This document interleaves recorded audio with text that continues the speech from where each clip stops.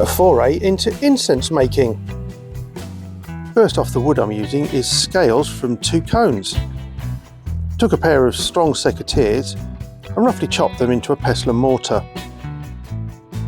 I then gave them a little pounding before adding cinnamon, cardamom seeds, mixed spice, a third of a vanilla pod, some lemon zest and a little ginger. I then gave the mixture a good blitz and then put it through a fine sieve, and this is what I ended up with, the long shards of the ginger.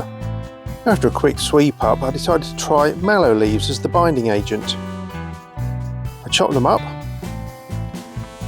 then added a little water to the mix and stirred them constantly under a low light.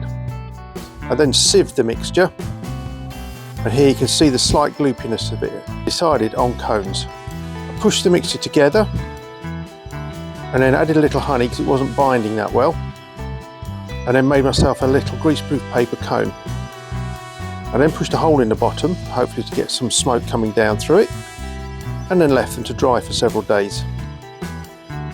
I lit one with a brulee torch, and although I got some good encouraging smoke off it, unfortunately, as you can see here, they didn't quite sustain to the end.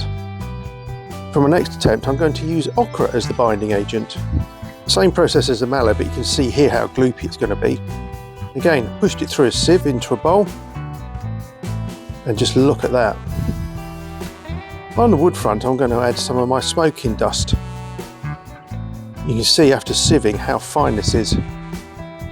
I'm making 2 sorts, one 50-50 with dust in the original mixture and one 50-50 with dust and the honey mixture, all bound together with the okra.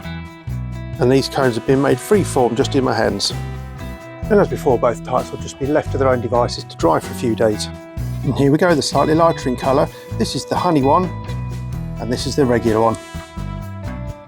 And I'm really pleased to say that both types are sustaining and making a lot of smoke.